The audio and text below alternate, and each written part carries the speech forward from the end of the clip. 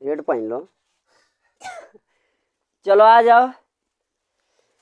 देखिए अरे प्यारे स्टूडेंट, आप लोगों को आज हम कुछ बताएंगे। और क्या बताएंगे? क्या बताएंगे? बिलियन से संबंधित सवाल। ठीक है, और यह जो बिलियन से संबंधित सवाल होते हैं, यानी जो बिलियन लेसन होता है, बोर्ड में 5 नंबर का आता है। कितने नंबर का? 5 नंबर का आता है। अगर आप लोग ध्यान से इस पूरे वीडियो को देख लेंगे तो मान के चलिए आपका 5 नंबर नहीं तो 4 नंबर तो आ ही जाएगा। ठीक है, एक वीडियो में 4 नंबर बहुत बड़ी बात होती है कि नहीं? आइए ध्यान दीजिए। देखो इस सवाल को लगाने से पहले ये सवाल देखिए क्या है, लिखा है 4 ग्राम सोडियम हाइड्रोक्साइड को जल में घोलकर क्या किया गया? 250 ml का एक बिलियन बनाया गया। और बोला गया है कि बिलियन की क्या ज्ञात करना है? नॉर्मलता ज्ञात करनी है कि बिलियन की नॉर्मलता क्या होगी। ठीक, नॉर्मलता को पहले किनारे करिए, पहले ये समझिए कि बिलियन है क्या, बिलियन कहते किसे हैं, तब हमको समझ में आएगा नॉर्मलता क्या है, मोलरता क्या है, मोललता क्या है, और एक क्या है, मोलंस क्या है ना, वो बाद में। पहले क्या जानना है? बिलियन। तो बिलियन क्या होता है समझिए। बिलियन कहते किसको है पहले ये जानिए। जो बिलियन होता है क्या, विलियन जो होता है यह क्या होता है यह जानिए। विलेय और विलायक, किसको? विलेय और विलायक के मेल से या विलेय और विलायक को मिलाने से जो बनता है उसको हम बिलियन कहते। कोई डाउट है? बहुत अच्छी बात। तो किसे कहेंगे? विलेय बिलार। हाँ, किसको? विलेय बिलार। जब बिलार आती है दूध पीती है तो घर में लोग क्या कहते हैं? बिले बिलरिया कहते हैं ना। तो वहां पर बिले और बिलायक दोनों आ जाएंगे तो बिलार बन जाएगी। क्या बन जाएगी? ये हो गया बिलायक। ध्यान समझो, बिलियन का परिभाषा क्या होगी? जब बिले को बिलायक में मिलाया जाए, जब बिले को बिलायक में क्या किया जाए? मिलाया जाए, तो वहां पर तैयार होता है क्या? विलियन तैयार होता है। क्या? गौर समझिए, यह जो बिलियन देख रहे हैं आप, ठीक है, इसको घुलने के आधार पर 2 भाग में रखा गया है। ठीक है, घुलने के आधार पर यानी विलीत होने के आधार पर। सबसे पहला कौन? संतृप्त। ठीक है, इसको ऐसा ही खाली जानना है। एक संतृप्त विलियन होता है और एक क्या होता है? असंतृप्त। ठीक है, असंतृप्त विलियन। ध्यान समझो, ये सामान्य ताप और दाब पे घुल जाता है। ठीक है, सामान्य ताप और दाब पे क्या होता है? घुल जाता है। और यह क्या होता है? सामान्य ताप और दाब पर नहीं घुलता। इसके लिए क्या करना पड़ता है? थोड़ा सा टेम्परेचर और प्रेशर थोड़ा सा क्या करना पड़ता है? बढ़ाना पड़ता है। समझा है? तो ये घुलता है उसके बाद। क्लियर हुई? अब हम लोग चलेंगे इसके घटक पर, यानी बिलियन जो बनता है, ठीक है, उसका घटक क्या है। ठीक है, और उससे पहले देखो बिलियन के 2 घटक मुख्यतः होते हैं। कौन कौन? एक विलेय होता है और एक विलायक होता है। ये तो 2 कन्फर्म है। ठीक है, अब इसके बाद इन दोनों में प्रकृति अलग अलग होगी ना। ठीक है, जैसे बिलियन के लिए हमको एक शब्द और जानना जरूरी है, जिसका नाम क्या है? विलेयता। क्या नाम है? विलेयता। ठीक है, विलेयता क्या होती है ये जानना जरूरी है। विलेयता क्या होती है, विलेयता किसे कहते हैं, यह भी हमें जानना जरूरी। देखो, विलेय और विलायक को आपस में मिलाने का जो गुण होता है, समझे, विलेय और विलायक को आपस में मिलाने के गुण को हम क्या कहते हैं? विलेयता कहते हैं। क्या कहते हैं? विलेयता कहते हैं। बात समझ में आ रही है? कोई डाउट है? चलो आगे देखो, यह जो विलेयता होता है ना, ठीक है, यह जो विलेयता आपको दिखाई दे रहा है, इसके भी गुण हैं। ठीक, वो गुण क्या है? अगर ध्रुवी विलेय होगा, ध्रुवी विलायक होगा, तभी ये विलेयता का काम करेगा, अन्यथा घुलेगा नहीं। समझ में आया? कब घुलेगा? जब विलेय और विलायक दोनों क्या हो? ध्रुवी हो या दोनों अध्रुवी हो, तभी ये घुलेगा, अन्यथा घुलेगा नहीं। समझे? इसके लिए एक शब्द कहा जाता है। ये शब्द क्या कहा जाता है? ध्यान दीजिएगा, शब्द है समान समान को घोलता है, ठीक है, समान समान को घोलता है, ये टैग है इसका, समझ रहे हो, ये इसका क्या है, टैग है, मतलब ये मुख्य पॉइंट है विलेयता का। ये पूरा परिभाषा आपको रटना नहीं पड़ेगा, आप केवल समझ गए कि समान समान को क्या करता है, मतलब क्या हुआ, समान समान घोलता है, माने दोनों की प्रकृति कैसी होनी चाहिए, इना रही ये ठहरा बम बिलार ते ठहरा बिलार, तो ऐसे ना काम, दोनों बिलार होके चाहिए, और दोनों बिलार रहे ओकर गुण का होके चाहिए, समान होके चाहिए। ये नहीं कि एगो कुछ दूसरी प्रकृति का है, एक कोई दूसरे प्रकृति का है तो घोल दे तो गलत हो जाएगा, नहीं घुलेगा। तो विलेयता का गुण क्या है, समान समान को घोलता है। इतनी बात समझ में आई। अब हम लोग चले सवाल पर, ठीक है।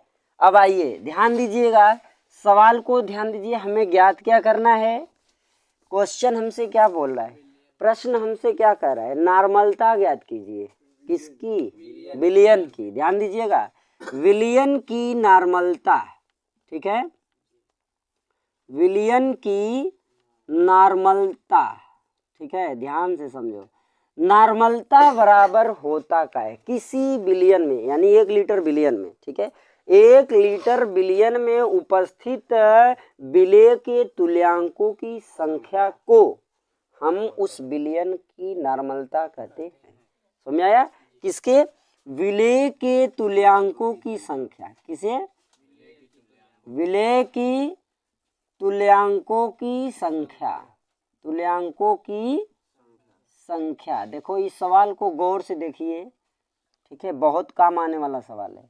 बटे क्या, बिलियन का आयतन, विलियन का आयतन, क्लियर है ना, विलियन का आयतन, वो भी किस में, लीटर में, ये ध्यान रहे, ठीक है। अब देखो, अब हम इसमें देखेंगे तुल्यांकों की संख्या बराबर क्या होता है। जब हमको तुल्यांकों की संख्या आएगी तभी तो हम सवाल को लगाएंगे, ठीक है। ध्यान दीजिए, तुल्यांकों की संख्या का फार्मूला होता है, ठीक है, तुल्यांकों की संख्या, ठीक है, तुल्यांकों की संख्या बराबर हो क्या जाएगा, गौर से देखिएगा, तुल्यांकों की संख्या बराबर हो जाएगा पदार्थ का भार, क्या हो जाएगा, पदार्थ का भार, मतलब विलेय का भार, ठीक है, पदार्थ का भार माने जो पदार्थ रहेगा, यहाँ पर विलेय है, जो विलेय रहेगा उसका भार बटे क्या, तुल्यांकी भार, क्या, तुल्यांकी भार।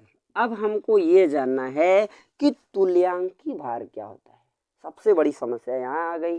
देखो आगे देखो, तुल्यांकी भार क्या, तुल्यांकी भार बराबर होता क्या है, पदार्थ का भार बटे उसकी अम्लीयता या क्षारकता।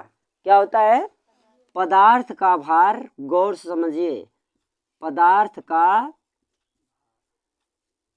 भार बटे अम्लीयता या क्षारकता, ठीक है, अम्लीयता या क्षारकता। समझ में आ रही है ये बात। अब यह अम्लीयता और क्षारकता क्या होती है, देखो जैसे यहाँ पर लिख दिया है क्या, सोडियम हाइड्रोक्साइड, इसके भी एक अवयव है और हाइड्रोक्साइड के भी एक अवयव है, माने सोडियम के भी एक अवयव और हाइड्रोक्साइड का भी क्या है, एक अवयव। तो ऐसी अवस्था में उसकी अम्लीयता या क्षारकता क्या होगी, एक होगी। क्या होगी, समझ में आया, उसकी अम्लीयता या क्षारकता क्या होगी, एक होगी। तो पदार्थ का भार अर्थात सोडियम हाइड्रोक्साइड का भार क्या होगा, ध्यान दीजिएगा, सोडियम का परमाणु भार कितना होता है, 23, बहुत बढ़िया, 23.5 होता है, परंतु 23 हम लेंगे, ठीक है, कितना होता है, 23 लिखिए, ठीक है, इसका अणुभार कितना होता है, 23, ठीक।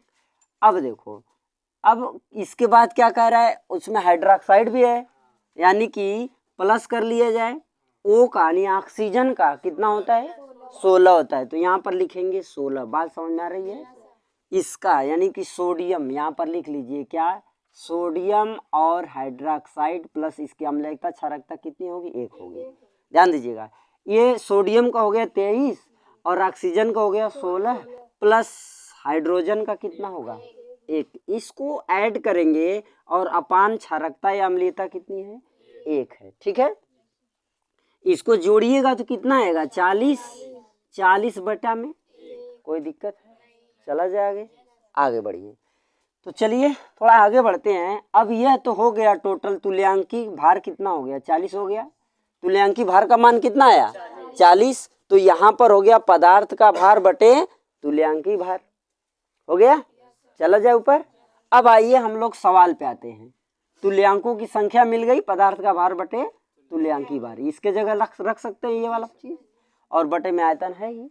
आ जाइए, तो देखिए पदार्थ का भार कितना दिया है 4 ग्राम। 1 मिनट, यहाँ पर ये अणु भार रहेगा, ठीक है ना, यहाँ पर सॉरी थोड़ा मिस्टेक हो गया है, ठीक है, यहाँ क्या रहेगा अणु भार, यहाँ थोड़ा मिस्टेक हो गया है, समझ लीजिएगा। यहाँ क्या हो जाएगा पदार्थ का अणु भार बटे अम्लीयता या क्षारकता, क्लियर है। चलिए आइए, थोड़ा सा गलती हो गई, आइए ध्यान दीजिए यहाँ पर। तो देखिए अब यहाँ सवाल में हमें तुल्यांकी भार की जगह तुल्यांकी संख्या जो लिखा है, अब वहाँ फार्मूला में हम क्या रखेंगे पदार्थ का भार, पदार्थ का भार कितना 4 ग्राम, ठीक है। तो हम क्या लिखेंगे यहाँ पर नॉर्मलता यानी n बराबर क्या हो जाएगा 4 ग्राम पदार्थ का भार हो गया, बटे उसकी क्या है तुल्यांकी भार, तुल्यांकी भार हमारा कितना है 40 मिला है, तो यहाँ पर लिख देंगे क्या 40 पूरे के बटे में फिर क्या है बिलियन का आयतन, ठीक है। तो बिलियन का आयतन दिया है किसमें 250 ml, और इसमें हमें किसमें चेंज, तो यहाँ पर पहले लिखेंगे क्या 250 ml, और ध्यान दीजिए 1 ml बराबर क्या होता है 1/1000 लीटर होता है, 1/1000 लीटर। अब हमको यहाँ पर क्या करना है, इसको 1000 से डिवाइड कर देना है, तो अब ये लीटर में बदल गया, चले आगे बढ़िए। तो ये हो जाएगा 4/40 गुणे होगा ना। अब ये 1000 कहाँ चला जाएगा ऊपर, तो गुणे 1000 बटे क्या 250, कोई दिक्कत किसी को है, ध्यान दीजिएगा। इस जीरो से इस जीरो को, इस जीरो को इस जीरो से आसानी से काटा जा सकता है, और इस 4 को इससे काटा जा सकता है, कोई दिक्कत किसी को है नहीं है। अब ये कितना है 25 और वो कितना है 10, इसको 5 से काट दिया जाए, 5 दूना 5 पाँचे आया कितना 2/5, कितना आया, क्लियर है। इसको डिवाइड कर दीजिए, यहाँ पर पॉइंट बढ़ाइए, ये देखो जीरो जो इसका फैशन है, कपड़ा लत्ता जिसको कहते हैं ये क्या है इसका फैशन, बात इंसान कपड़ा ना पहने तो फिर कोई मतलब ना, यहाँ पर उसी तरह इसका ये जीरो जो लग गया ये क्या है इसका कपड़ा लत्ता है, समझ गए, और दशमलव लग गया, दशमलव लगने का मतलब ये कितना हो गया, ठीक है। तो इस तरीके से इसका मान कितना आ गया, क्या आया ये नॉर्मलता आई, यानी नॉर्मलता कितना आया 0.4, कितना 0.4, हाँ ठीक है। इसको आप लोग फट से नोट करिए, ठीक है, नोट करिए। और ये बताइए इसका मात्रक क्या होता है, सबसे बड़ी बात ये होती है कि हमें मात्रक भी मालूम होना चाहिए। तो मात्रक इसका क्या होगा मात्रक, इसके नॉर्मलता का जो मात्रक है वो होगा क्या, जल्दी जल्दी जल्दी बोलो, हाँ जवाब दीजिएगा कमेंट में, ठीक है, कि इसकी जो मात्रक है वो होता क्या है, कमेंट में आप लोग इसका जवाब जरूर दीजिएगा, ठीक है। चलिए नोट कर लिए, ओके।